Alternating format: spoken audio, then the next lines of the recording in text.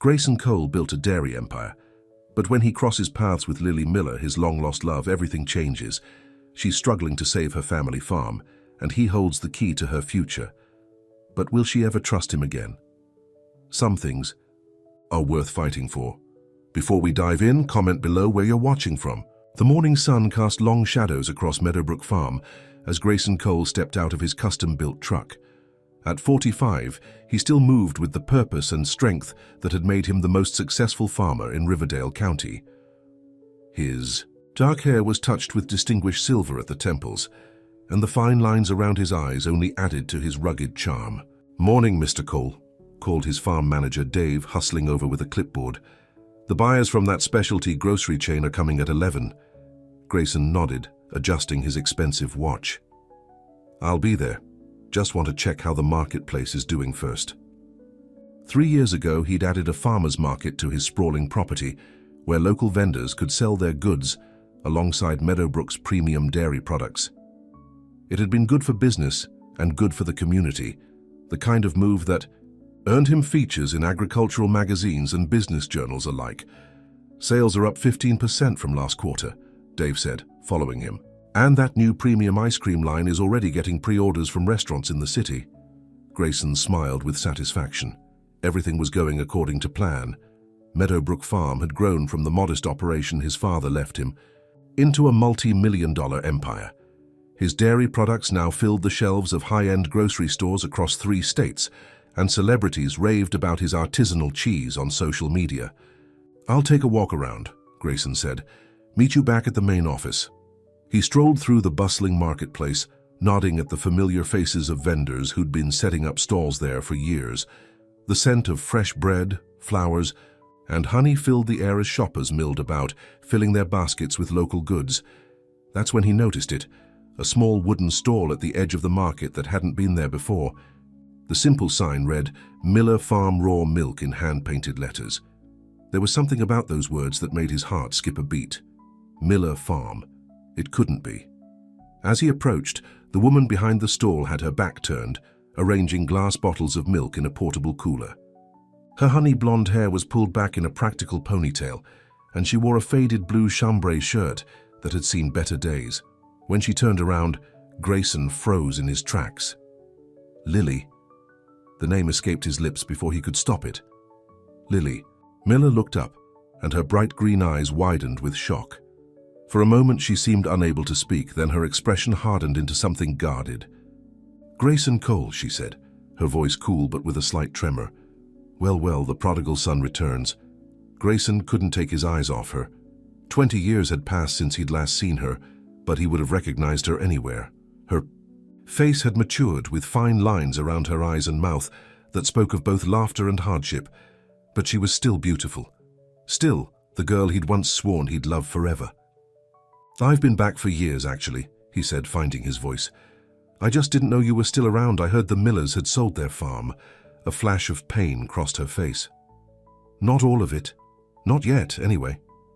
An awkward silence fell between them, heavy with shared history and unanswered questions. "So," he gestured to her modest display, "you're selling raw milk now?" Lily straightened her shoulders. "From the last of our family herd, 6 Jersey cows. The milk's unpasteurized but tested and completely safe. People drive for miles to get it, when they know where to find me, that is." Grayson glanced around at her simple setup, so different from his sleek branded displays just across the way. "I didn't realize you were one of our vendors." "I'm not. Officially," she admitted. "I just set up this morning. I was going to speak to the manager about a regular spot, but..." She trailed off, her meaning clear. She hadn't known this was his place. A middle-aged woman approached Lily's stall, interrupting their tense reunion. "Is this the famous Miller Farm milk?" the customer asked eagerly. "My sister told me it's the best she's ever tasted." Lily's face transformed as she smiled at the woman. "That's right, 4th-generation family recipe, which is really just letting the cows graze on the best pasture and treating them like family." The tea woman purchased 3 bottles, and Grayson watched as Lily carefully wrapped each one in newspaper before placing them in the customer's cloth bag. "You'll taste the difference," Lily promised. "And the cream rises to the top naturally. Just shake." Before using, After the customer left, Grayson stepped closer. "How long have you been doing this?" "About a year," Lily replied, wiping her hands on a small towel. "After Dad passed away and the medical bills came due, we had to sell most of the land, just kept the house and 10 acres. Grayson felt a pang of guilt. "I'm sorry about your father. He was a good man." Lily's eyes flashed. "Yes, he was. He worked that land until the day he collapsed in the field. Never gave up. Never sold out." The implied criticism wasn't lost on Grayson. He'd grown up next to the Millers, had spent countless hours in their barn, learning alongside Lily how to milk cows and mend fences. Her father had taught him as many farming skills as his own dad had. Before he could respond, Dave appeared at his elbow. "Mr. Cole, I see you've met our new vendor," he said cheerfully, oblivious to the tension. "I gave Ms. Miller temporary approval this morning, but we should discuss—" "She can stay," Grayson cut in. "In fact, give her the premium spot next to our dairy display." Dave looked surprised, but nodded. "Of course, I'll make the arrangements." After his manager left, Lily gave Grayson a hard look. "I don't need special treatment." "It's not special treatment. It's good business," he replied smoothly. "Quality products should be featured prominently." She didn't look convinced. "I know what your milk sells for, Grayson. With your fancy glass bottles and gold labels, people around here can't always afford premium prices." "And what do you charge?" he asked, genuinely curious. $5 a quart, fair price for what it is." Grayson did a quick mental calculation. With the small herd she mentioned, she couldn't be making more than a few $100s a week. Barely enough to keep the lights on. "I'll buy your entire supply," he said suddenly. "Triple your regular price." Lily stared at him in disbelief, then let out a bitter laugh. "Why would you do that? We could feature it as a special local product. Limited supply increases demand." She shook her head, her ponytail swinging. "I don't need charity, Grayson. I need my farm back." The words hit him like a physical blow. There was so much history in that simple statement, so much left unsaid between them.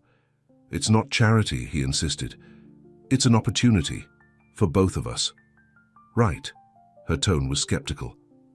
"And what would your fancy business partners think about you selling unpasteurized milk from a struggling little farm?" Before he could answer, another customer approached, and Lily turned away from him to make the sale. Grayson stepped back, watching her work. She handled each bottle with care, speaking knowledgeably about the cows that produced the milk, making a personal connection with each buyer. It reminded him of how they used to be, passionate about the simple goodness of farm life, of working with their hands and being connected to the land, before ambition had pulled him away. As the day progressed, Grayson found himself repeatedly drawn back to Lily's stall. He watched as her milk sold out.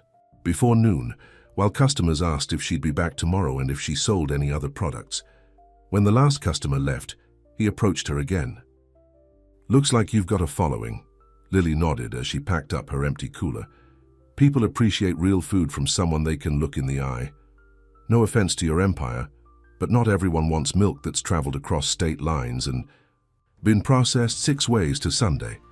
Instead of being offended, Grayson found himself smiling. Lily had always been direct. It was one of the things he'd loved about her. "You could sell more if you had more to offer," he observed.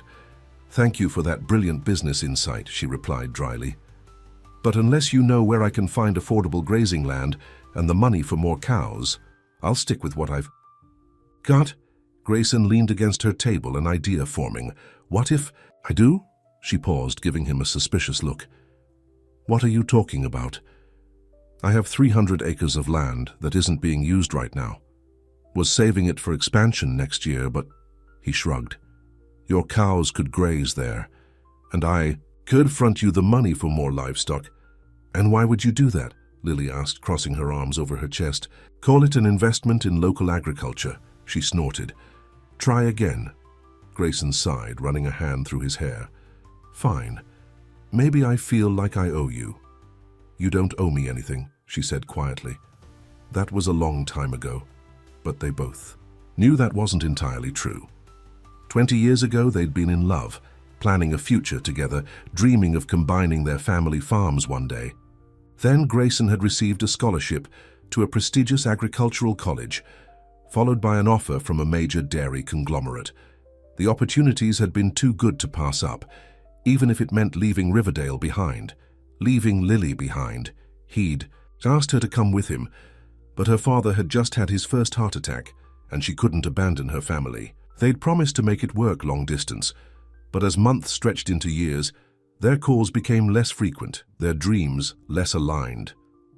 When Grayson finally returned to Riverdale, it was to buy his father's struggling farm and transform it with all he'd learned in the corporate world. By then, Lily had moved on, or so he'd heard, married to a local veterinarian who'd later left her for his receptionist if the town gossip was accurate. "Look," he said, bringing himself back to the present, "I'm serious about the offer. You could rebuild what your family lost." Lily finished packing up her supplies, her movements deliberate. "And what would you get out of it?" "A business partner. Who knows what she's doing? A quality local supplier." He paused. "A chance to make things right." Her eyes met his, searching. "I'm not the same girl you left behind, Grayson. I've been through a lot." "I'm not the same boy who left either," he replied softly. After a long moment, Lily sighed. "I won't take your money, but maybe we could work something out with the land, my cows for your pasture, some kind of lease arrangement." "We could start there," Grayson agreed, feeling an unexpected surge of hope. "But I have one condition." "Of course you do," she said warily. "You have to work with me directly, no managers, no middlemen, just us, figuring this out together." Lily raised an eyebrow. "Why?" "Because I want to know who you've become," he thought. "Because seeing you today made me realize how empty my success feels." Instead, he said, "Because good partnerships are built on trust, and we've got 20 years of distrust to overcome." A small smile tugged at the corner of her mouth, the first genuine one she'd given him. "You always did have a way with words." "Is that a yes?" Lily hesitated, then nodded once. We'll talk. Come by the farm tomorrow morning, early. I milk at 5. "I remember," Grayson said softly, as he helped her load her supplies into her weathered pickup truck. Their hands brushed briefly, and he felt a jolt of something he hadn't experienced in years, something that all his success and wealth couldn't buy. Watching her drive away, Grayson knew he'd just made a decision that could change everything. His business partners would think he was crazy. His managers would question his judgment. But for the first time in a long time, he wasn't thinking about the bottom line. He was thinking about second chances. What he didn't know was that back at the main office, his executive assistant was preparing the final documents for Meadowbrook's biggest expansion yet. Plans that included purchasing all remaining adjacent properties to secure water rights for the entire valley. Properties that included what was left of Miller Farm. The next morning dawned crisp and clear, with a thin layer of fog hovering over the fields. Grayson pulled up to the Miller farmhouse at exactly 4:55 a.m., dressed in work clothes that were far too new and clean for a real farmer. As he stepped out of his truck, memories washed over him. The white-clappered house had seen better days. The paint was peeling in places, and one of the porch steps sagged, but it still had the welcoming charm he remembered from his youth.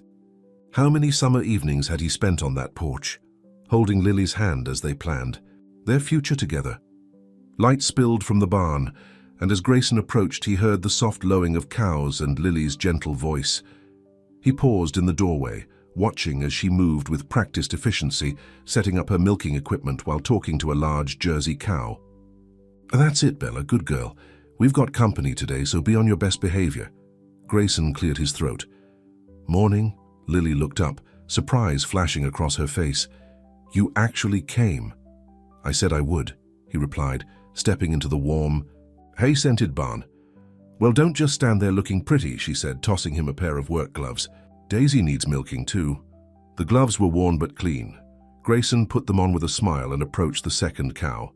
It had been years since he'd hand-milked. Everything at Meadowbrook was automated now, but his hands remembered the rhythm. "So these are the famous Miller's jerseys," he said, patting Daisy's flank. "Your great-grandfather brought the first ones from the island of Jersey, right?" Lily looked impressed that he remembered. "That's right. These girls are direct descendants. Dad kept meticulous breeding records. We used to have 30 in the herd, and now just 6, Grayson said softly. 6 of the best, Lily corrected, her voice carrying a fierce pride. This is Bella, she's the matriarch. Then Daisy, Rose, Clover, Honey, and Little Buttercup. As they worked side by side in the early morning quiet, Grayson felt an unexpected peace settle over him. At Meadowbrook, he rarely did the hands-on work anymore. He had employees for that. But there was something deeply satisfying about the simple task, about being connected to the animals and the land. You've kept the place. Going by yourself? He asked as they finished milking and began to strain the milk into clean glass bottles. Lily nodded. My husband Tom helped before... She trailed off. Before he left, Grayson finished quietly. I heard about that. I'm sorry. She shrugged, but he could see the hurt in her eyes. Ancient history now. 6 years, ancient. Still. He hesitated. You deserved better. Better than a husband who ran off with a woman 10 years younger? I'd hope so. There was a bitter edge to her laugh. But that's life, isn't it? People leave. The words hung between them, layered with meaning. Grayson felt the weight of his own departure all those years ago. Not always by choice, he said carefully. Sometimes circumstances... Save it, Grayson, Lily cut him off. I didn't bring you here for apologies. You want to help me rebuild? Fine, but we're not rehashing the past. They worked in silence for a while, finishing the morning chores. Despite her obvious financial struggles, Grayson noted that Lily hadn't cut corners on the animals' care. The barn was spotlessly clean, the feed high quality, the cows healthy and content. You've done an amazing job keeping the Miller standards, he observed, as they carried the filled milk bottles to her small refrigeration unit. Lily's expression softened slightly. Dad wouldn't have had it any other way. Even when the bills were piling up and the bank was threatening foreclosure, he insisted we feed the cows before ourselves. He was a good man, Grayson said, one of the best farmers I ever knew. He was disappointed when you didn't come back, Lily said, then immediately looked like she regretted the words. Grayson felt a stab of guilt. Howard Miller had been like a second father to him. I should have visited him before he passed. I just thought it might be awkward. Because of me? Lily asked, looking directly at him now. Because of everything, he admitted. I left this place thinking I'd conquer the world and come back triumphant. Show everyone that a Cole could be more than just a small-town farmer. By the time I did come back, buying out my dad's farm when he couldn't keep up the payments, I wasn't exactly the returning hero I'd imagined. You're doing all right for yourself, Lily observed, gesturing toward his expensive watch and truck. Meadowbrook products are in every grocery store in the state. The business is successful, he agreed, but success isn't always what you think it will be. Something in his tone made Lily study him more carefully. Having regrets, Grayson? He met her gaze. Aren't you? Before she could answer, the sound of an approaching vehicle caught their attention. A battered farm truck pulled up, and a lanky teenager with Lily's honey-blonde hair jumped out. Mom, you won't believe what happened, the boy called excitedly, then stopped short when he saw Grayson. Oh, sorry. Didn't know you had company. It's okay, Ethan, Lily said, smiling at her son. This is Mr. Cole. He owns Meadowbrook Farm. Grayson, this is my son, Ethan. Grayson extended his hand, trying to hide his surprise. Somehow in all the town gossip, he'd never heard that Lily had a child. Nice to meet you, Ethan. The boy shook his hand firmly, sizing him up with curious green eyes, so like his mother's. You're the guy with the fancy dairy, the one that bought out the Petersons and the old Rodriguez place. Ethan, Lily said, warning in her voice. It's okay, Grayson assured her, turning back to the teen. That's me. Though I prefer to think of it as expanding rather than buying out. Ethan shrugged. Same difference to the families who had to move. Ethan Cooper Miller, Lily said sharply. That's enough. Mr. Cole is here to discuss business with me. Sorry, Mom, the boy mumbled, though he didn't look particularly sorry. I'll go check on Buttercup. She was looking a little off yesterday. After he disappeared into the barn, Lily sighed. Sorry about that. He's protective. He seems like a good kid, Grayson said sincerely. How old is he? 16, Lily replied. And yes, he's a good kid. Works harder than most grown men I know. The farm would have gone under years ago without him. Grayson did a quick mental calculation. 16 years ago, he'd been gone for about 4 years, so Lily must have met her husband not long after they broke up. He wants to be a vet, she continued. Has a real way with animals, but college is... She trailed off, her meaning clear. Expensive, Grayson finished. Has he applied for scholarships? Lily's expression closed off. We're managing, Grayson. Now about this land deal. I want to see the property before I agree to anything. He recognized the change of subject for what it was, a boundary being set. Of course, I can take you there now, if you have time. Let me just tell Ethan where I'm going, she said, heading toward the barn. While she was gone, Grayson walked around the small farmyard, noting the careful patches on the fencing, the meticulously maintained garden, the weathered equipment that had been repaired rather than replaced. Everything spoke of pride despite limited resources. When Lily returned, they drove in Grayson's truck to the eastern edge of his property. She was quiet during the ride, looking out the window at the passing farmland, much of which now belonged to Meadowbrook. Here we are, he said finally, pulling onto a dirt road that led to a rolling meadow bordered by a creek. 300 acres of prime grazing land. They got out, and Lily walked a few paces into the field, bending to examine the grass. The morning sun caught in her hair, turning it to gold, and for a moment, Grayson was transported back to their youth, watching Lily inspect her father's fields with the same careful eye. This is good land, she admitted, straightening up. Why haven't you developed it yet? Been focusing on the dairy processing facility first, he explained, joining her. This was slated for expansion next year, add another 200 dairy. Cows, maybe build some luxury farm-stay cabins along the creek for the agritourism market. Lily raised an eyebrow. Luxury farm stays? Really? People pay top dollar to play farmer for a weekend, Grayson said with a slight smile. Milk a cow, collect eggs, drink wine on a porch while watching the sunset. While actual farmers can barely make ends meet, she observed, but there was no bitterness in her tone, just a stated fact. That's why I'm offering to help, he said, quietly. Your cows could graze here. We could work out a deal for you to expand your herd. Lily turned to face him fully. And what exactly do you want in return, Grayson? Because we both know nothing comes for free. Her directness was refreshing after years of dealing with corporate doublespeak. Partnership, he said simply. Your raw milk has a following that my pasteurized products don't reach. I want to diversify. So I'm a business opportunity, she said, her expression unreadable. You're a skilled farmer with a quality product, he countered. And yes, I think we could both benefit from working together. The unspoken reasons hung in the air between them. His guilt, their history, the second chance neither of them had expected.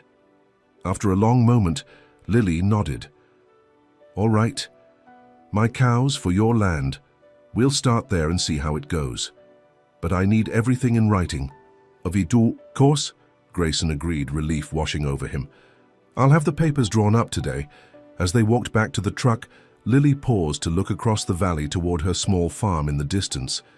You know, when you left, everyone said you'd be back within a year, that you'd realize fancy colleges and big cities weren't for farm boys like you.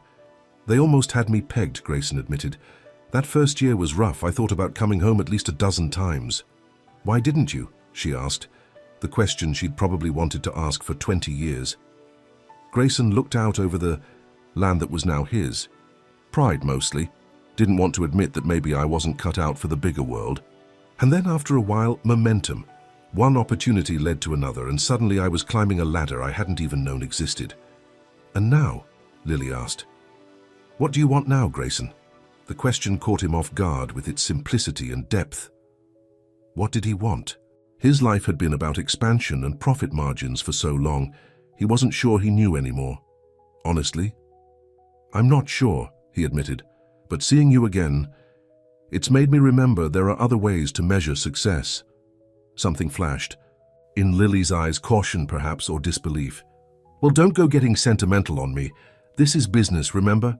But there was a softness in her voice that hadn't been there before. Back at Miller Farm, they found Ethan in the kitchen, making breakfast. Pancakes are almost ready, he announced. Made enough for 3 if you want to stay, Mr. Cole. Lily looked, surprised at her son's change in attitude, but Grayson accepted the invitation with a smile. That sounds great, Ethan. And please, call me Grayson. As they ate, Grayson learned more about Ethan's ambitions to become a veterinarian, his work, helping neighboring farms with their animals, and his efforts to keep Miller Farm going. Mom won't take help from Grandpa Cooper, Ethan said between bites, even though he offers all the time. Ethan, Lily warned. What? It's true. And you're the one always saying we should be honest. Grayson looked between them. Cooper? As in Cooper Luxury Developments? Richard Cooper was a well-known real estate developer who'd turned several struggling farms in neighboring counties into upscale housing communities. He's my father, Lily explained reluctantly. We don't see eye to eye on many things, including the future of this farm, Ethan added. He wants Mom to sell to him so he can build some fancy houses. That's enough, Ethan, Lily said firmly. Mr. Cole doesn't need to hear our family drama. But Grayson was processing this new information with interest. He'd known Lily's mother had remarried after her parents divorced, but he hadn't realized her stepfather was Richard Cooper. The man was worth millions, and here was Lily struggling to keep her small farm afloat. Pride runs in the family, I see, he observed mildly. Lily shot him a look. Independent thinking runs in the family. There's a difference. After breakfast, Grayson reluctantly prepared to leave. He had meetings scheduled all day, including one with his expansion team that now felt considerably more complicated. I'll have those papers drawn up, he promised as Lily walked him to his truck, and I'll arrange for the fencing on the eastern pasture to be repaired before you move your cows over. Thank you, she said, and he could tell the words didn't come easily to her. This could make a real difference for us. Impulsively, Grayson reached out and took her hand. I'm glad I found you again, Lily, even if it's just for business. She didn't pull away immediately, and for a brief moment he felt the same connection that had drawn them together as teenagers, that sense that they understood each other in ways no one else could. Just business, she echoed, gently reclaiming her hand. But there was a question in her eyes that mirrored his own thoughts. Was anything between them ever just business? Later that afternoon, Grayson sat in his sleek office at Meadowbrook's main building, staring at the expansion. Plans spread across his desk. The proposed development would give him control of the entire Eastern Valley, including the remaining 10 acres of Miller Farm. We're ready to make the final offers, said Jessica Wright, his chief financial officer. The bank thinks they can pressure the EO Miller woman to sell.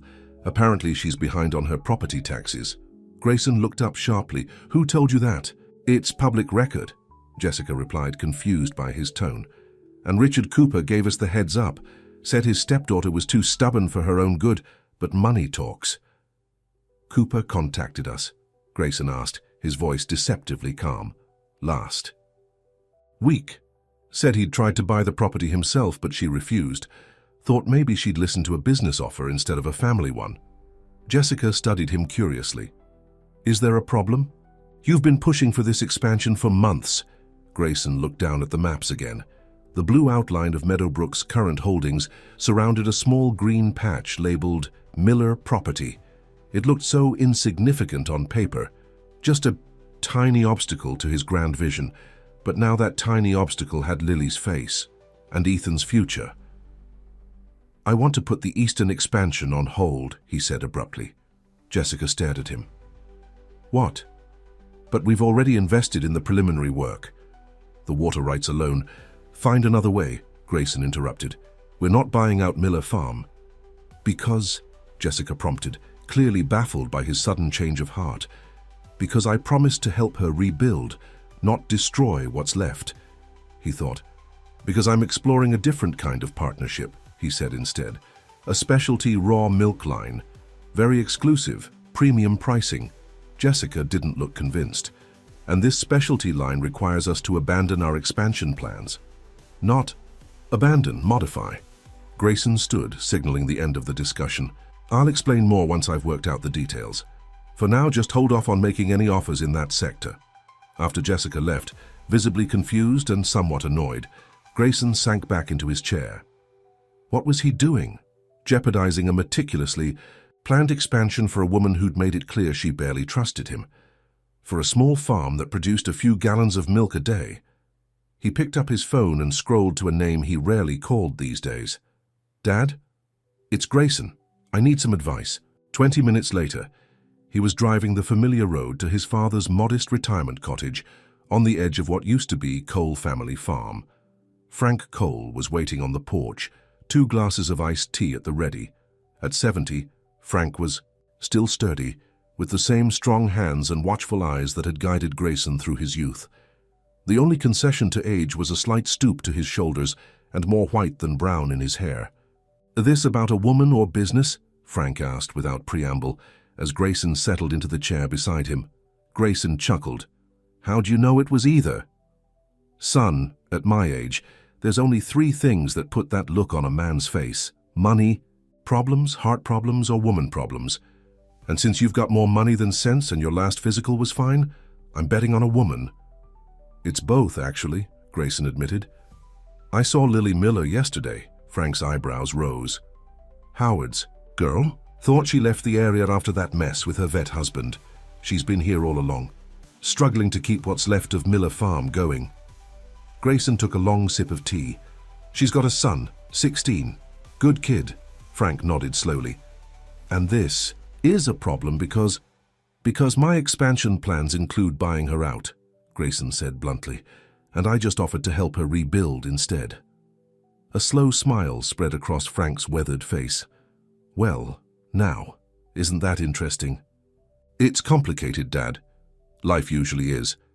Frank looked out over the small garden he now tended instead of hundreds of acres. "You know, when you bought me out, gave me more than fair price, set me up here, I was both proud and sad. Proud of what you'd accomplished, sad that it meant the end of Cole family farm as I knew it." "You never said that," Grayson said quietly. Frank shrugged. "What was there to say? You were building something impressive, making a name for yourself. But sometimes I wonder if you remember what farming is really about." "Enlighten me," Grayson said, but there was no sarcasm in his tone, only genuine curiosity. "It's about legacy," Frank said simply. "About tending something that was here before you and will be here after you're gone. Doesn't matter if it's 10 acres or 1,000. What matters is how you tend it and who you tend it for."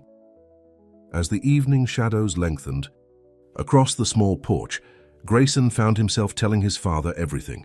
About seeing Lily again, about their shared history, about the confused feelings her reappearance had stirred up.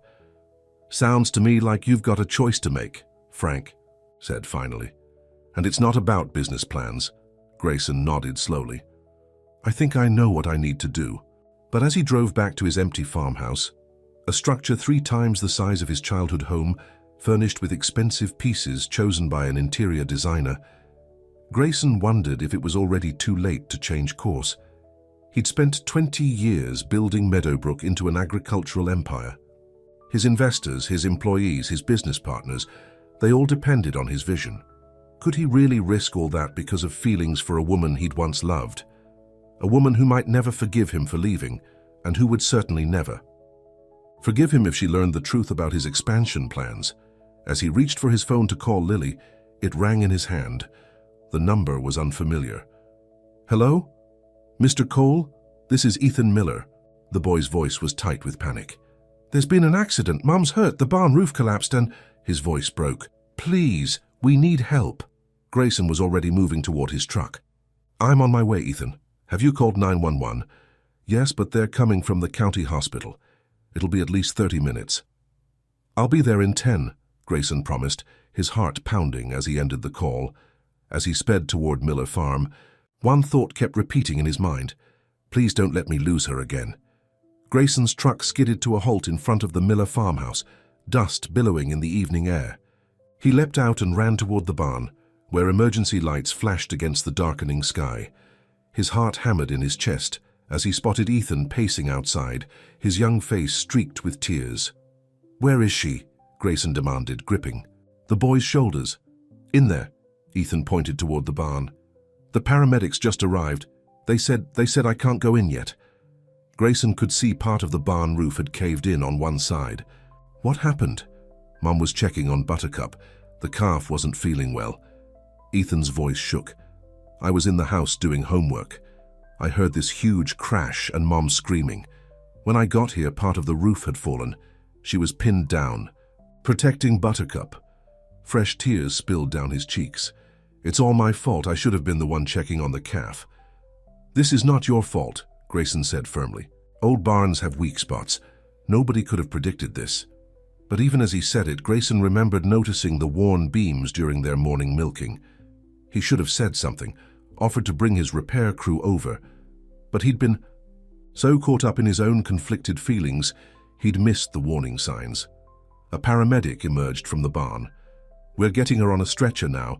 She's conscious, but in a lot of pain. How bad is it? Grayson asked, dreading the answer.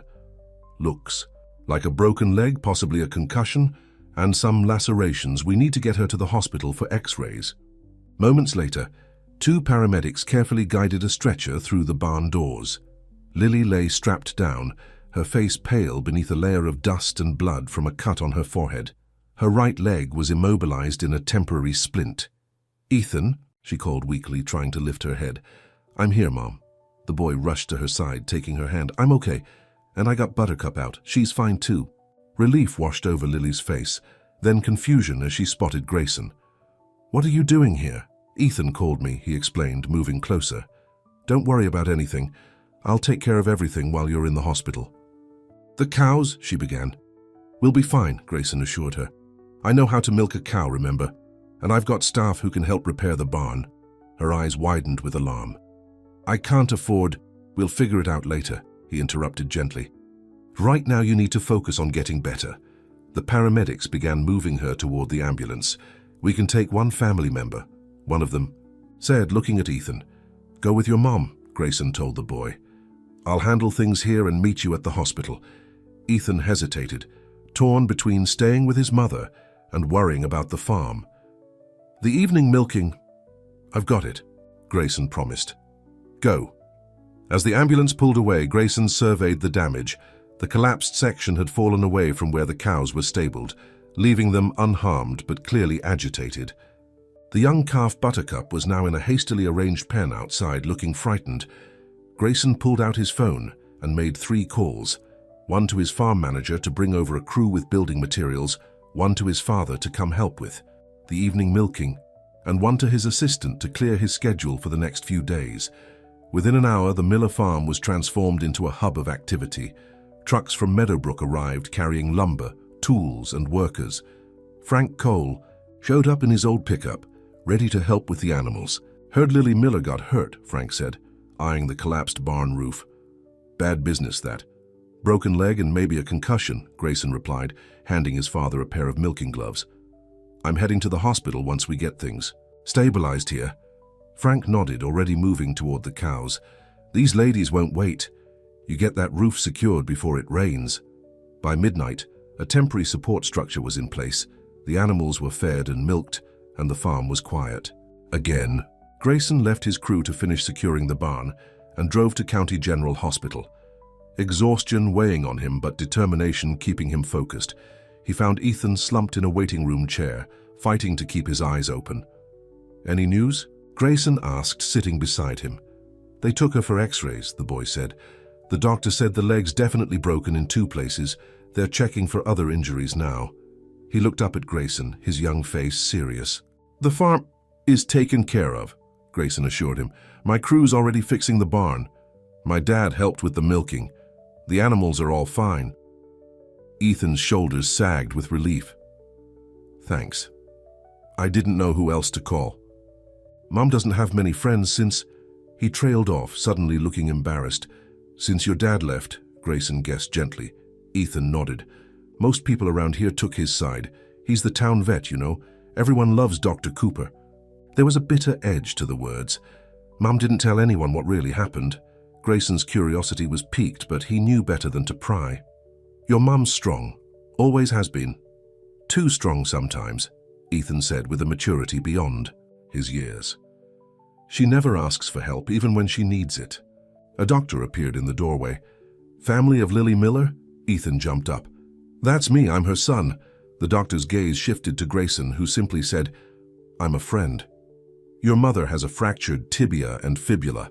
That's 2 bones in her lower leg," the doctor explained to Ethan.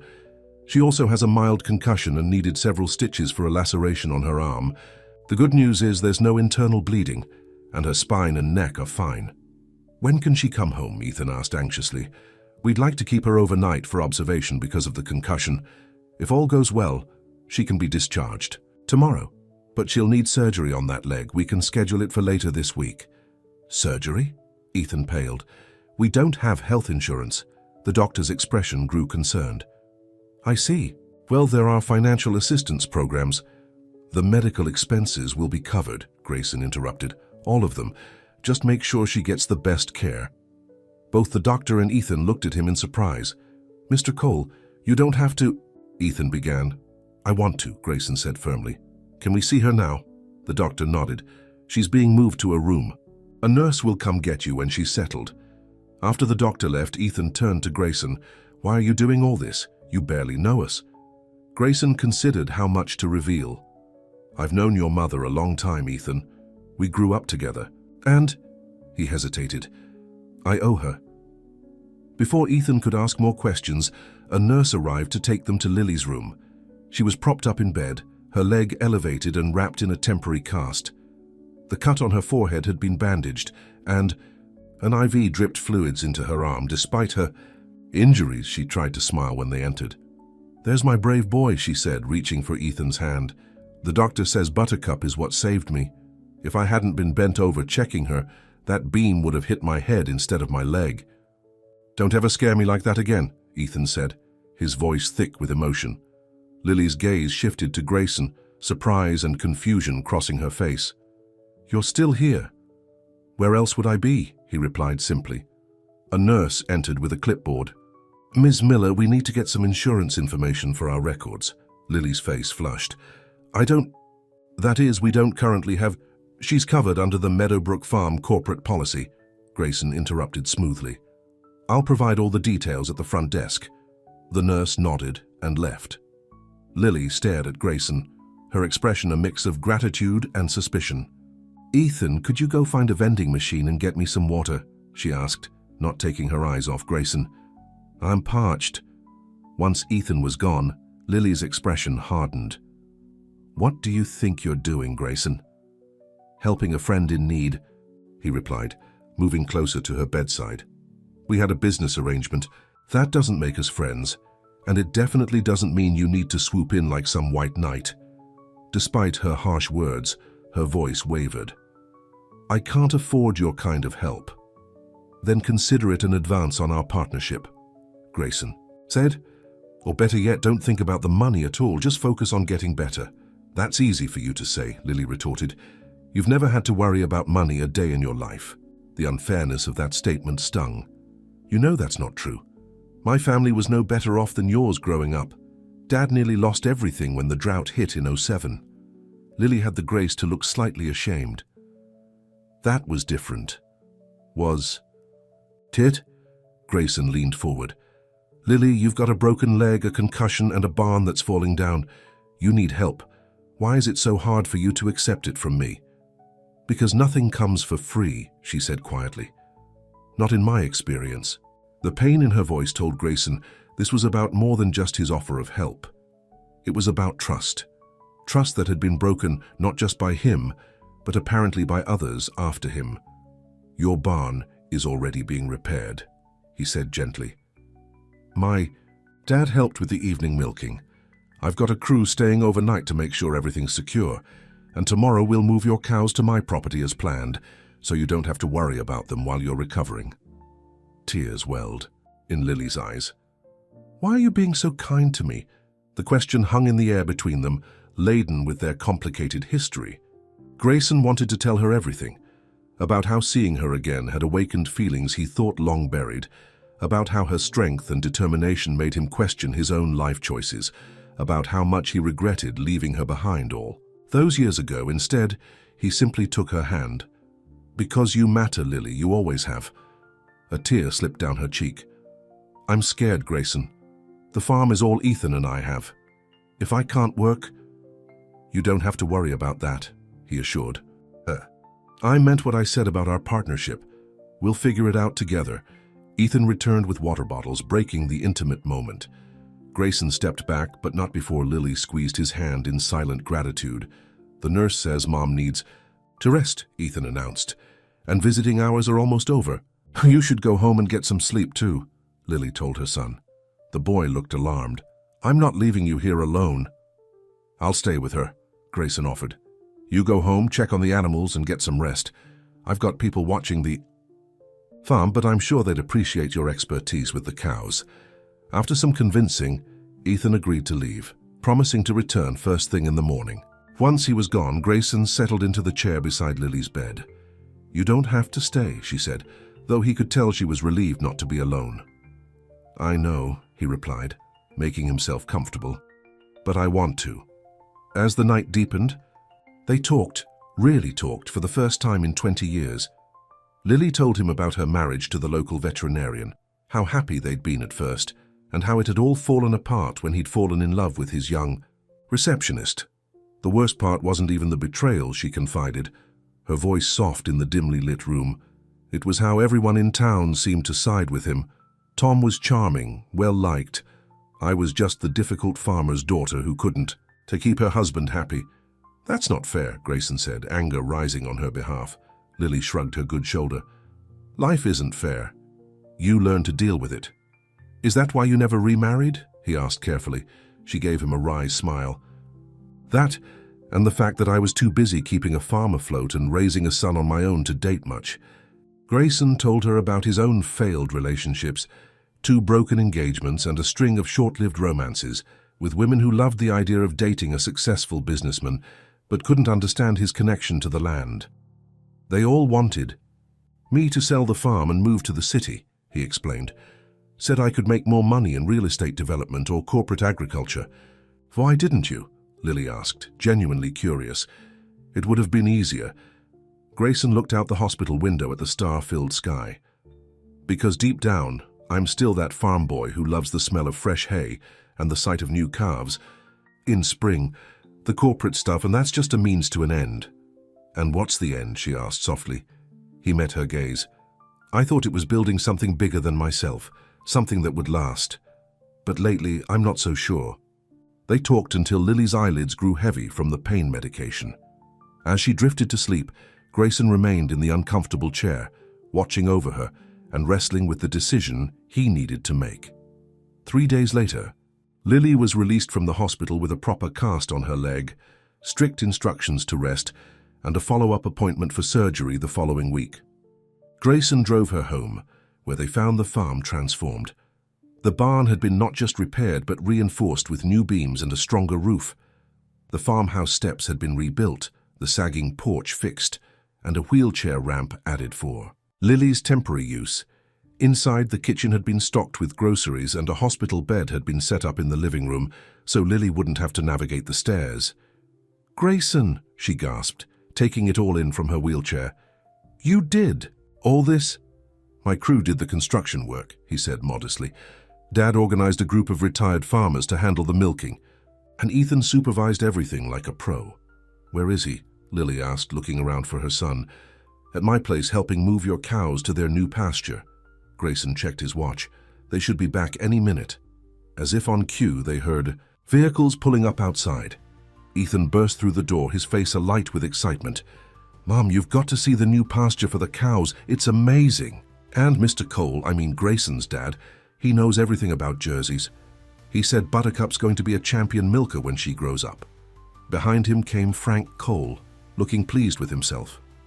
The boy's got a good eye for livestock, he told Lily. Reminds me of you at that age. More visitors arrived throughout the afternoon, neighbors bringing casseroles, farmers offering to help with chores, even the local feed store owner announcing he'd extended Lily credit for the next 6 months.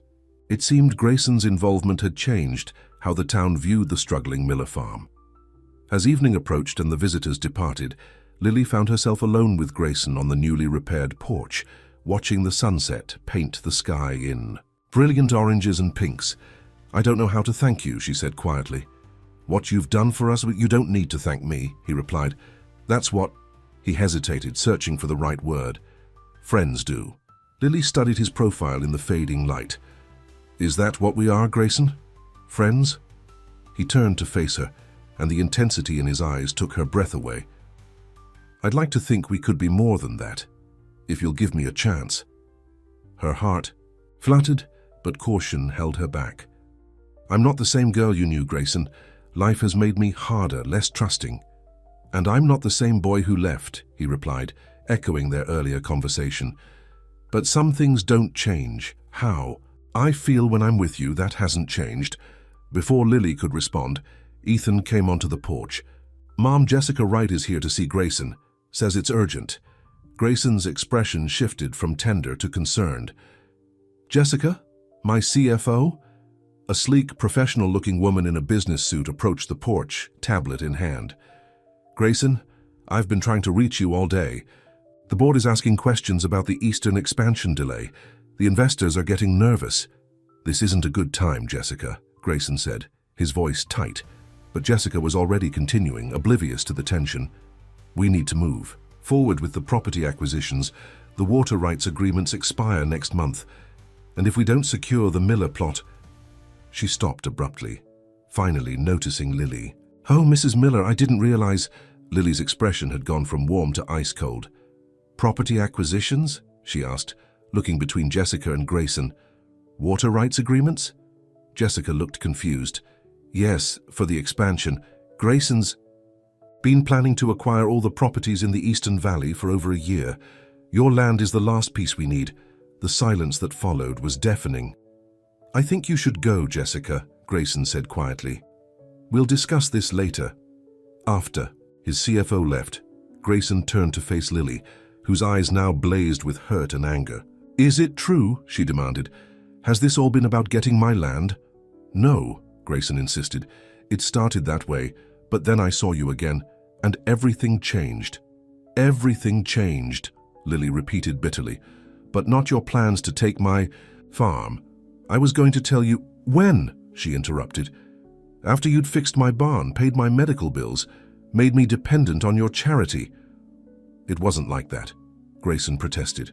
"The expansion plans were made before I knew it was your farm, before I knew you were still here." Lily's laugh was harsh. "And that makes it better, that you were planning to buy me out before you knew who I was?" She shook her head in disgust. "Get out, Grayson. I don't want your help, your charity, or your lies." "Mom," Ethan began, looking distressed. "Not now, Ethan," Lily cut him off. "Mr. Cole was just leaving." Grayson stood his ground. "Lily, please, let me explain." "There's nothing to explain," she said, her voice breaking. "You left me once to chase success. Now you're back to take what little I have left. Some things really don't change, do they?" The accusation hit him like a physical blow. "That's not fair. I've been trying to help you." "Help me?" Lily's eyes glistened with unshed tears. "You've been setting me up, making me believe you cared, while planning to destroy everything my family built." "I do care," Grayson insisted. "More than you know. That's why I put the expansion on hold. I was trying to figure out a different way forward." But Lily had stopped listening. "I want you off my property now, and you can take your cows, your charity, and your business proposals with you." Grayson looked to Ethan for support, but the boy's expression was conflicted, torn between gratitude for Grayson's help and loyalty to his mother. "This isn't over, Lily," Grayson said as he turned to leave. "I'm not giving up on us that easily." "There is no us," she replied coldly. "There never was." He walked to his truck, each step feeling heavier than the last. As he drove away, he could see Lily in his rearview mirror, sitting rigid in her wheelchair, Ethan's comforting hand on her shoulder. He'd messed up. Again. But this time, he wouldn't just walk away and let 20 more years pass. He'd find a way to make things right, to prove to Lily that some things were more important than business expansion and profit margins. And the next morning, Grayson called an emergency meeting of his executive team at Meadowbrook's main office. Jessica, his CFO, looked nervous as she took her seat at the conference table. "I owe you all an apology," Grayson began. "I've been less than transparent about my changing priorities for the company. That ends today." He distributed folders to everyone at the table. "These are the new plans for Meadowbrook Farms. We're scrapping the Eastern Expansion project." A murmur of surprise and concern rippled through the room. Instead, Grayson continued, "We're going to launch a new initiative, the Family Farm Preservation Program. Meadowbrook will partner with small local farms, providing resources, infrastructure, and distribution channels while allowing them to maintain ownership and control of their land. But the profits," one of the managers began, "will be different but sustainable," Grayson finished for him. "And more importantly, we'll be strengthening the local agricultural community rather than absorbing it." Jessica studied the documents with a frown. "This is a complete reversal of our growth strategy, Grayson. The board won't like it." "Then I'll buy out the board," Grayson replied firmly. "I founded this company, I own controlling interest, and I get to decide what kind of legacy it leaves." After the meeting, Jessica followed Grayson to his office. "This is about her, isn't it, Lily Miller?" Grayson didn't deny it. "It's about her, yes. But it's also about remembering why I started farming in the first place. It wasn't to build an empire. It was to continue a tradition, to care for the land and the animals the way my father taught me."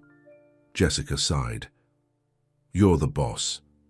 But for what it's worth, I think you're making a huge mistake." "Noted," Grayson said with a small smile. "Now I need you to draw up a new contract for Miller Farm." Later that afternoon, Grayson drove back to Lily's farm, a folder of documents in hand and determination in his heart. But as he approached, he was surprised to see several expensive cars parked in the yard. One of them he recognized immediately. Richard Cooper's distinctive silver Mercedes. He parked and walked toward the house, where he could hear raised voices coming from the porch. As he rounded the corner, he saw Lily in her wheelchair facing her stepfather. A distinguished-looking man in his 60s with silver hair and a custom suit that probably cost more than most farmers made in a month. "Be reasonable, Lily," Cooper was saying. "You're injured. The farm is in disrepair. Ethan deserves better than this struggling existence. My offer is more than generous." "For the last time, Richard, the farm is not for sale," Lily replied, her voice firm despite her obvious exhaustion. "Not to you, not to Meadowbrook, not to anyone." Cooper noticed Grayson's approach and straightened. Mr. Cole, perhaps you can talk some sense into my stepdaughter. She seems determined to cling to this sinking ship rather than accept help from her family." "I think Lily's made her position clear," Grayson said, moving to stand beside her wheelchair in a gesture of solidarity. Cooper's eyebrows rose. "I was under the impression that Meadowbrook was interested in acquiring this property for your Eastern expansion. Has something changed?" "Everything's changed," Grayson said simply, looking down at Lily, whose expression remained guarded. Cooper looked between them, understanding dawning in his shrewd eyes. "I see. Well, this is an interesting development." He turned back to Lily. "My offer stands, but I won't press the issue today. Think about Ethan's future, Lily. That's all I ask." After Cooper and his associates left, Lily turned her wheelchair to face Grayson. "Why are you here?" Instead of answering, Grayson handed her the folder he'd brought. "New plans. No expansion, no buyout. Just partnership on your terms." Lily looked suspicious but opened the folder. As she read the documents inside, her expression changed from skepticism to surprise. "This is a contract for exclusive distribution. Have Miller Farm raw milk through Meadowbrook channels," she said, looking up at him. "With guaranteed minimum pricing and no claim on my property." Grayson nodded. "Plus an option for business development loans if you decide to expand, completely separate from any personal relationship between us." "Why would you do this?" Lily asked, still not fully trusting. "Because you were right," Grayson admitted. "I lost my way, forgot what farming is really about." He knelt beside her wheelchair so they were eye to eye. "I came back to Riverdale thinking success meant building the biggest operation in the county. But seeing you again, remembering how we used to talk about caring for the land, not just profiting from it, it made me realize how far I'd strayed from those values." Lily's expression softened slightly. "Pretty words, Grayson, But words are easy. Then judge me by my actions, he challenged. I've already scrapped the expansion plans, announced a new direction for Meadowbrook focused on supporting family farms, not absorbing them. He took a deep breath. I'm trying to be the man I should have been 20 years ago. The man you believed I could be. Before Lily could respond, Ethan appeared in the doorway. Mom, is everything okay? I saw Mr. Cooper leave. Everything's fine, honey, Lily assured him. Mr. Cole was just leaving too. Grayson stood, recognizing the dismissal, but refusing to be deterred. Think about the contract, Lily. It's a good deal for you and for Meadowbrook. He turned to leave, then paused. And when you're ready to talk about us, I'll be waiting. As he walked back to his truck, he heard Ethan's voice behind him. Mr. Cole. Grayson? He turned to find the teenager following him. What is it, Ethan? Give her time, the boy said simply. She's been hurt a lot, but... He glanced back at the house. I've never seen her look at anyone the way she looks at you. With that small spark of hope, Grayson drove away, already planning his next move. Winning back Lily's trust wouldn't be easy, but nothing worthwhile ever was. And Lily Miller was definitely worth fighting for. A week passed with no word from Lily. Every morning, Grayson drove by Miller Farm on his way to work, slowing down just enough to see that the lights were on and Ethan's truck was in the driveway. Frank Cole had organized a rotation of retired farmers to help with the milking and farm chores, while Lily recovered, and Grayson made sure they had everything they needed, though he stayed away, respecting Lily's wishes for space. The partnership contract remained unsigned on Lily's kitchen table, a constant reminder of the decision she faced. Ethan had read it over several times, explaining the more complex clauses to his mother and grudgingly admitting it was more than fair. He's really changed his whole business model, Ethan told her one evening as she sat on the porch watching the sunset. Dad called from his new practice in Springfield, said everyone in the agriculture industry is talking about how Grayson Cole is turning Meadowbrook into some kind of co-op for family farms. Lily's heart twisted at the mention of her ex-husband. You spoke to your father? Ethan nodded, sitting beside her. He asked how you were doing after the accident. That's nice, Lily said, trying to keep the bitterness from her voice. Tom Cooper had rarely asked about her well-being during their marriage, let alone after he'd left her for his receptionist. I told him about Grayson helping us, Ethan continued. He seemed surprised. I'm sure he was, Lily murmured. Mom, Ethan said hesitantly, why won't you at least talk to Grayson? He saved our farm. Lily sighed, adjusting her aching leg in its cast. It's complicated, honey. Because you used to love him? Ethan asked bluntly. Lily looked at her son in surprise. How did you know that? Grandpa Frank told me, Ethan admitted. He said you and Grayson were high school sweethearts, that everyone thought you'd get married someday. That was a long time ago, Lily said softly, before Grayson left for college and never came back. But he did come back, Ethan pointed out, and now he's trying to make things right. Lily reached out to touch her son's cheek, marveling at his maturity. When did you get so wise? Must have gotten it from my mum, he said with a grin.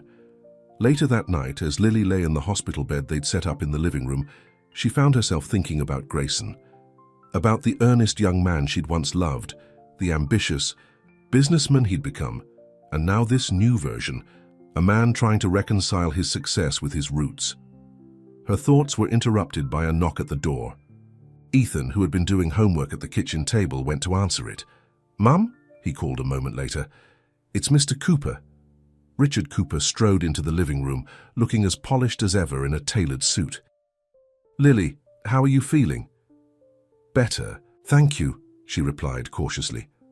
Her relationship with her stepfather had always been strained. Richard had married her mother after her parents' divorce, and while he'd always been financially generous, his corporate approach to everything, including family, had clashed with Lily's more emotional nature. I'll get some coffee, Ethan said, tactfully retreating to the kitchen. Richard sat in the armchair across from Lily's bed. I've been thinking about our conversation the other day, about the farm. Richard, Lily began, already defensive. He held up a hand. Hear me out. I've known you since you were 12 years old, Lily. Stubborn as they come, just like your father. There was unexpected affection in his tone. I never understood Howard's attachment to this place, why he worked himself to death rather than sell when the offers were good. Because it wasn't just land to him, Lily said. It was his heritage, his legacy. Richard nodded slowly. I'm beginning to understand that better now. He looked around the modest farmhouse.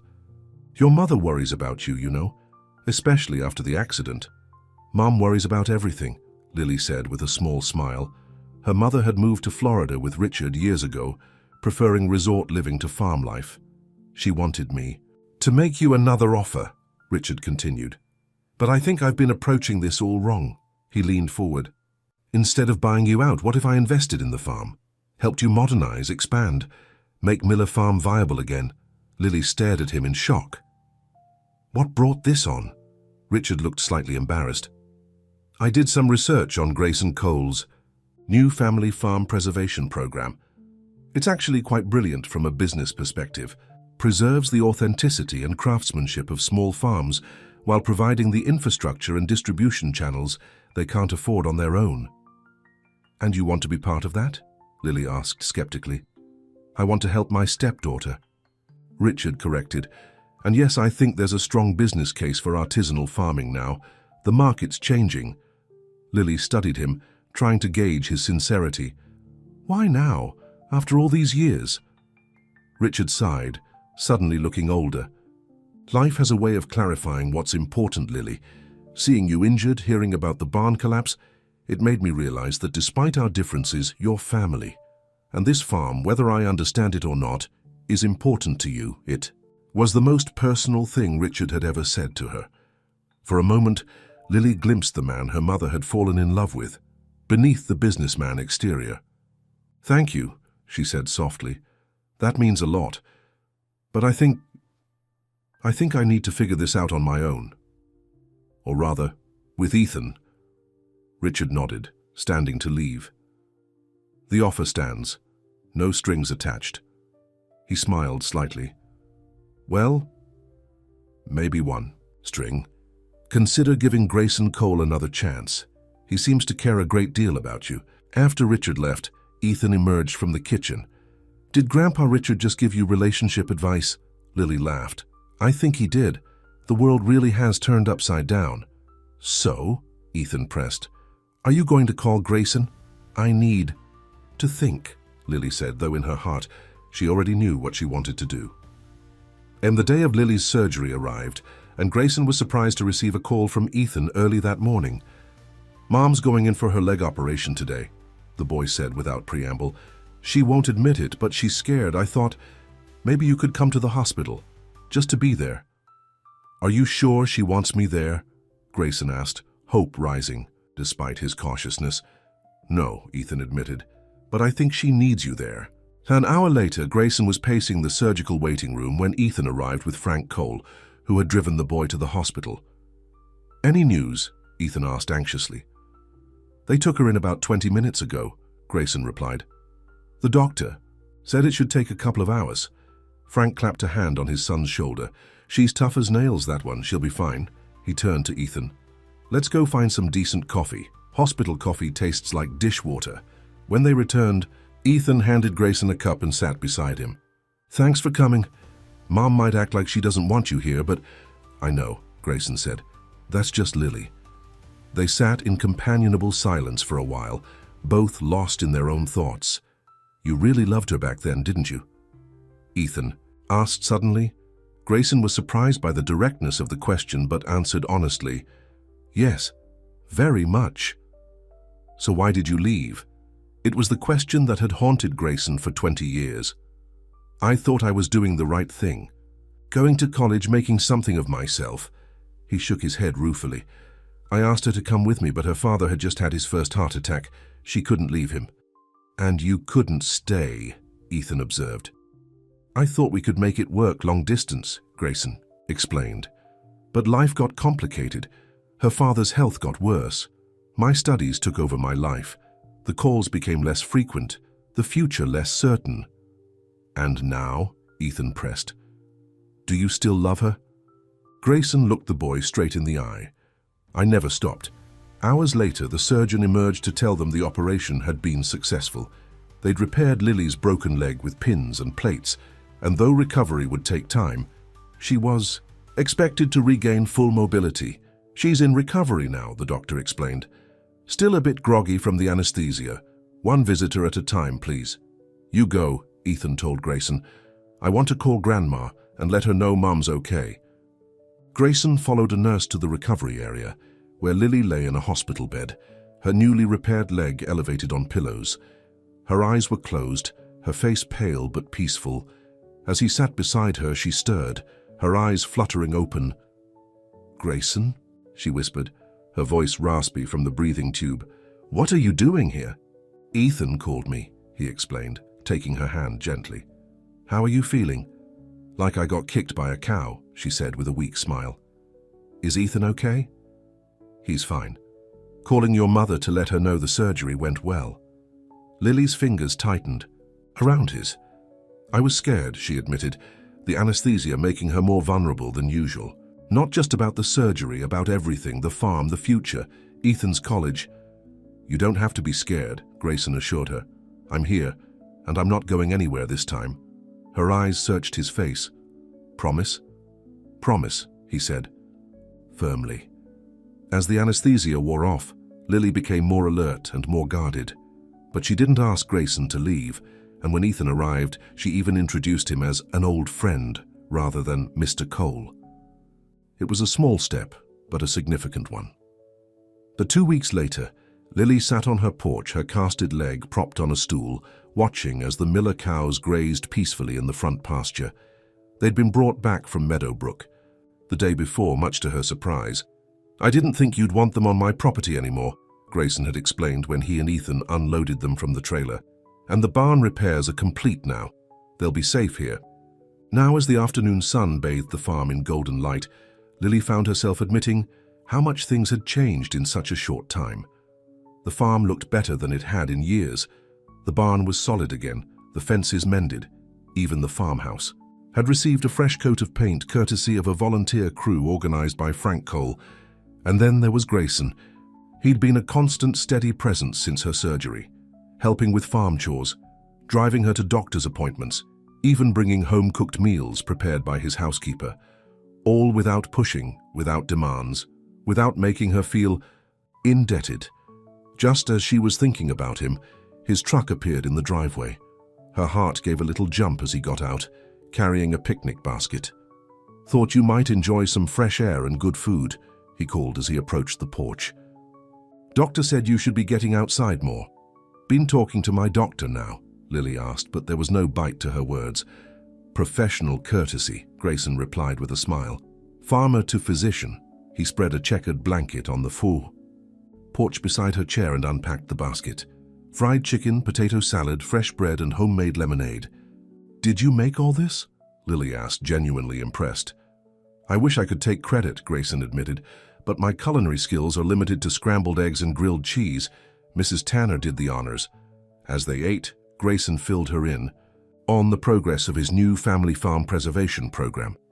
4 small farms had already signed on, with more expressing interest. The Hendersons are bringing their organic vegetable operation into the fold, he told her. And Old Man Whitaker's apple orchard. Both of them were considering selling to developers before this option came along. You've created quite a stir in the farming community, Lily observed. People are saying Grayson Cole has gone soft. Not soft, he corrected, just wiser. I finally realized that success isn't measured by how much you own, but by how much you preserve and protect. Lily studied him thoughtfully. You've changed. For the better, I hope, he said, meeting her gaze. Definitely for the better, she agreed softly. After they finished eating, Grayson helped Lily move to the porch swing, which had been fitted with cushions to accommodate her cast. He sat beside her, careful not to jostle her leg, and they swayed gently, watching the cows graze as the sun began its descent toward the horizon. I signed the contract, Lily said after a comfortable silence. The partnership agreement. Grayson looked at her in surprise. You did? She nodded. It's a good deal. Fair to both sides. She paused. And I trust you. Those 3 simple words meant more to Grayson than any business deal ever could. "Thank you," he said, his voice thick with emotion. "That means everything to me." "I want to be clear about something, though," Lily continued, her tone serious. "This partnership, it's strictly business. Whatever happens or doesn't happen between us personally, that's separate." "Absolutely," Grayson agreed quickly. "No strings attached." Lily smiled. "Good, because I wouldn't want you to think I'm only doing this because—" She hesitated. "Because what?" Grayson prompted. Lily took a deep breath. "Because I might still have feelings for you." Grayson's heart raced. "And do you still have feelings for me?" Instead of answering, Lily leaned forward and kissed him softly on the lips. When she pulled back, her eyes were bright with unshed tears. "I never stopped loving you, Grayson Cole. Even when I wanted to, even when I tried to hate you for leaving." Grayson gently cradled her face in his hands. "I've loved you for as long as I can remember, Lily Miller. Leaving you was the biggest mistake of my life. We were so young," Lily said, her voice wistful. "Maybe we needed those years apart to become the people we are now." "Maybe," Grayson agreed, "but I don't want to waste any more time. I want a future with you, Lily. You and Ethan." As if on cue, they heard Ethan's truck pulling up. The teenager hopped out, a large envelope clutched in his hand. "It came!" he called excitedly, bounding up the porch steps. "My acceptance letter from State University's veterinary program." Lily's face lit up with pride. "Oh, Ethan, that's wonderful." "Early admission with a merit scholarship," Ethan said, grinning widely. "Not a full ride, but it'll help. The rest is covered," Grayson said without thinking. Both Lily and Ethan turned to look at him. "What do you mean?" Lily asked cautiously. Grayson realized his misstep. "I may have established a scholarship fund for children of partnering farms, educational expenses, agricultural focus. Ethan would qualify." Lily's eyes narrowed. "When exactly did you set up this scholarship fund?" "Last week," Grayson admitted sheepishly. Ethan laughed. "Smooth, Grayson. Real smooth." To Grayson's relief, Lily was smiling too. "You're impossible, you know that." "I prefer persistent," Grayson replied, "or dedicated." "How about sneaky?" Lily suggested, but there was no anger in her voice. Ethan looked between them, noticing their closeness on the swing and the remains of the picnic. "Looks like I'm interrupting something. I'll just head inside and call Grandma about the acceptance letter." After he disappeared into the house, Lily turned back to Grayson. "You can't just solve all our problems with money. No. I know," he said seriously. "But this isn't about money. It's about giving Ethan the opportunities he deserves, the ones his talents have earned him." Lily softened. "He is exceptional with animals, just like his grandfather was." "Howard would be proud of him," Grayson agreed. "And of you for keeping the farm going against all odds." "We're not out of the woods yet," Lily reminded him. "Even with our partnership, it'll take time to rebuild what we've lost." "We have time," Grayson said, taking her hand. "And we have each other." They sat together as twilight descended, casting long shadows across the fields of Miller Farm. In the distance, a cow lowed softly, and somewhere in the trees a whippoorwill began its evening song. "Do you remember," Grayson asked quietly, "how we used to sit on this very swing and talk about our future?" Lily nodded, her head resting against his shoulder. "We were going to combine our farms, build a dairy empire with the best of both family traditions." "Not so different from what we're doing now," Grayson observed. "Just took us the scenic route to get here," Lily said with a smile. As stars began to appear in the darkening sky, Ethan came back onto the porch with 3 mugs of hot chocolate. "Grandma says congratulations," he reported, handing them each a steaming mug. "She also said, it's about time you two figured things out." Lily laughed.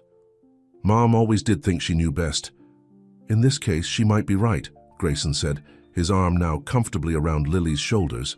The 3 of them sat together, talking about Ethan's college plans, the farm's future, and the changes coming to Meadowbrook under the new partnership program. It felt natural, comfortable, like family. Later, after Ethan had gone inside to finish his homework, Grayson helped Lily stand, supporting her as she balanced on her good leg. "I should go," he said reluctantly. "Let you get some rest." Lily held onto his arm. Or you could stay for dinner. Ethan's making his famous spaghetti. I'd like that, Grayson said softly. As they made their way slowly toward the door, Lily stopped him. Grayson, what you said earlier about wanting a future with me and Ethan, did you mean it? Every word, he replied without hesitation. Good, Lily said, her eyes shining in the porch light. Because I want that too. 6 months later, on a perfect spring morning, Miller Farm was transformed. White chairs filled the front lawn, facing an arch woven with wildflowers and greenery. Guests filled the seats, farmers and business people, old friends and new partners, all gathered to witness something many had thought would never happen. Under the arch stood Grayson, handsome in a simple grey suit, with Ethan beside him as best man. Frank Cole sat in the front row beaming with pride, while Richard and Martha Cooper occupied seats of honor on the bride's side. When the music began, all heads turned to see Lily walking across the grass, her previously broken leg, now fully healed, allowing her to move gracefully toward her future husband. Her simple white dress caught the morning light, and her smile outshone the sun itself. As they exchanged vows beneath the arch, surrounded by the land they both loved, Grayson and Lily promised to build a life together, one rooted in the rich soil of their shared past, but reaching toward a future filled with new possibilities.